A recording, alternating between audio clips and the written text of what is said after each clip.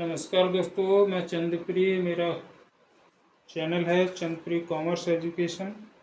आज मैं आपको 2 कॉलम कैश बुक के बारे में बताऊंगा। आप स्क्रीन पर क्वेश्चन नंबर 3 देखें, दिखाई दे रहा है स्पष्ट? ठीक है। द्विस्तंभी यानी 2 खाने वाली रोकड़ गई, जिसमें 1 कॉलम कैश और 1 कॉलम बैंक, और 1 जनवरी को दोनों का शेष दिया हुआ है। रोकड़ का शेष 1 जनवरी को दिया हुआ है 14,200 रुपये, यानी हमारी गुल्लक में या हमारी पेटी में 14,200 रुपये शेष है, और हमारा बैंक बैलेंस है वो 27,430 है। 1 जनवरी दोनों का शेष ये दिया हुआ है। अब हम इस जनवरी के महीने में हम लेन देन करते, कुछ रुपया हमें प्राप्त होगा तो इधर लिखें, नगद प्राप्त हो रहा है तो इधर लिखें कैश में, और बैंक के माध्यम से प्राप्त हो रहा है तो बैंक वाले कॉलम में लिख देंगे। इसी तरह से भुगतान जब हम करते हैं तो जो रुपया नगद भुगतान किया जाता है वो कैश में लिख देंगे इधर क्रेडिट साइड में, और इसी क्रेडिट साइड में अगर बैंक के माध्यम से भुगतान किया जाता है तो बैंक वाले कॉलम में लिख देंगे। बहुत सरल है, इससे ज्यादा और कोई चीज सरल हो नहीं सकती। चलिए,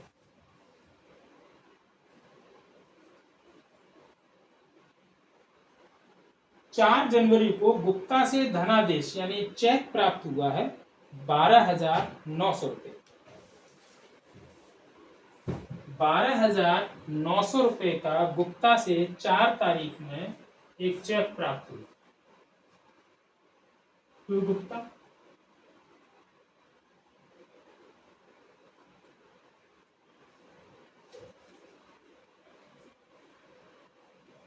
$12,900। आप सोच रहे होंगे हमने बैंक में क्यों नहीं लिखा इसको, कैश में क्यों लिखा? जब भी चेक प्राप्त होता है उसे हम रोकड़ की भांति लेते हैं। जैसे हमें रोकड़ प्राप्त हो रही है, ये 12,900,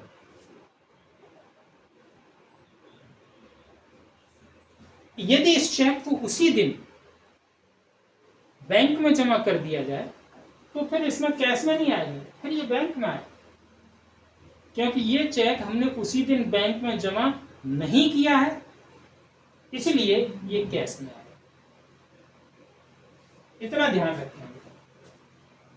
अब इस चेक को अगर दूसरे दिन बैंक में जमा करते हैं तो हमारी बैंक में वृद्धि हो जाएगी और कैश कम हो जाएगा। ध्यान रखें।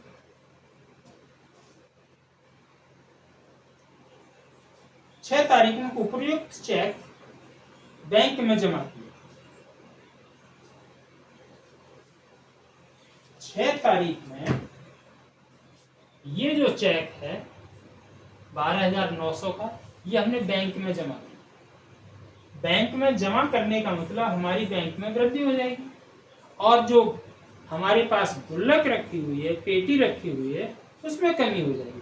यानी हम भुगतान भी कर रहे हैं और प्राप्त भी कर रहे हैं। प्राप्त कर रहे हैं तो बैंक के रूप में, बैंक में वृद्धि हो रही है।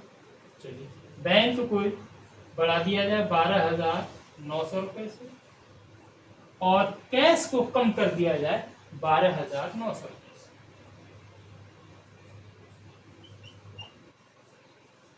बाई बैंक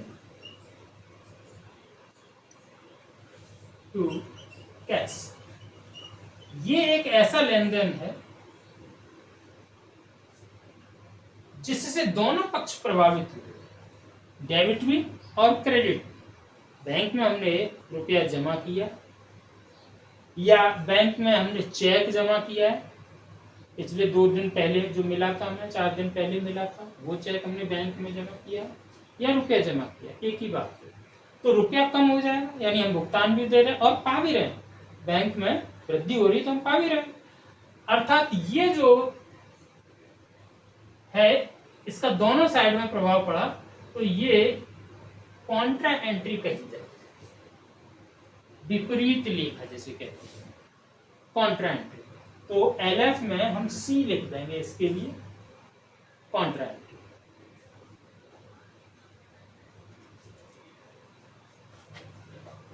आगे है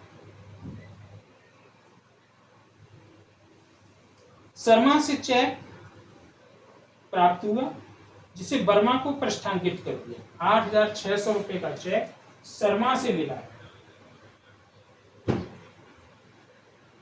8 तारीख में एक चेक शर्मा से 8,600 रुपए का मिला है।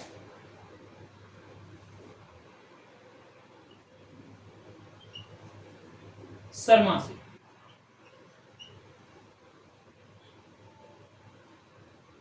शर्मा से 8,600 रुपए का चेक मिला। हमने कैश में लिखा क्योंकि ये चेक हमने बैंक में जमा नहीं किया। अगर तुरंत बैंक में जमा कर देते तो फिर बैंक में लिखते। हमने गुल्लक में डाला, अपनी पेटी में डाला और पेटी में से निकाल करके वर्मा को दे दिया। वर्मा को प्रस्थांकित कर दिया, बेचान कर दिया। तो अब पेटी में से हम पेमेंट भी करेंगे इसका 8,600 बाई वर्मा।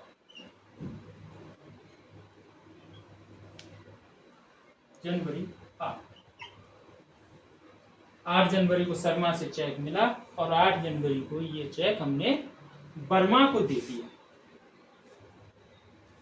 अब देखते हैं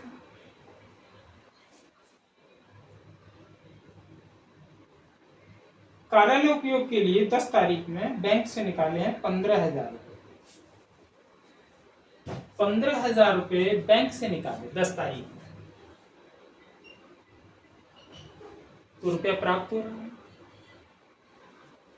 प्राप्त हो रहा है तो डेबिट साइड में, और वो भी कैश में 10,000। 10,000 तो 15,000 सॉरी 15,000 रुपए बैंक से निकाल टू बैंक। और बैंक कम हो रही है तो इधर बैंक में भी लिखेंगे 15,000 बाई कैश। ये भी कॉन्ट्रा एंट्री है। ये एक ऐसा लेन देन है जिससे दोनों पक्ष प्रभावित हुए, डेबिट और क्रेडिट। तो ये कॉन्ट्रा एंट्री है, इसको कॉन्ट्रा एंट्री करेंगे, विपरीत लेखा। साथियों ये 4 लेन देन हमें कैश में प्राप्त हुए, 2 लेन देन बैंक में। इनमें से एक तो बैलेंस ही पहले से, और कैश में 2 बार हमने भुगतान किया है, 1 बार बैंक से भुगतान किया है। तो अब देखते हैं हमारे पास बैलेंस कितना बचा। 30, 9 4 13 हासिल 1, 7 9 1 10 हासिल 1 3 4 40,330 40,330। 15,000 ये हमने भुगतान किया तो हमारे पास शेष रह गया 330, 5 5 10 हासिल 1 2 2 4 25,330 रुपये हमारा बैंक बैलेंस बचा। बाई बैलेंस शीट जनवरी 31। और 31 जनवरी को हमारे पास कैश का कितना बैलेंस बचा ये देखते हैं। इसका तो हमेशा डेबिट पक्ष ही बड़ा होता है। 0 0 9 2 11 6 17 हासिल 1 5 2 7 8 15 और 5 20 हासिल 2 3 4 5 50,700 50,700 और 9 6 इन दोनों को जोड़ेंगे 50,700 में से माइनस कर देंगे 12,900 8,600 दोनों को जोड़ेंगे 0 0 9 6 15 हासिल लगी 1 8 2 10 11 हासिल 1 1 2 21,500 50,700 में से इसको माइनस कर ये बचा 0 0 7 में से 5 2 10 में से 1 गया 9 4 में से 2 गए 2 29,200। ये हमारा कैश बैलेंस बचा।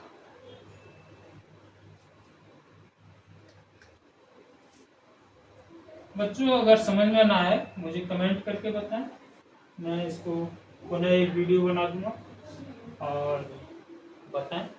अगर आपको समझ में आ गया तो मेरे इस चैनल को लाइक और सब्सक्राइब अवश्य करें। धन्यवाद।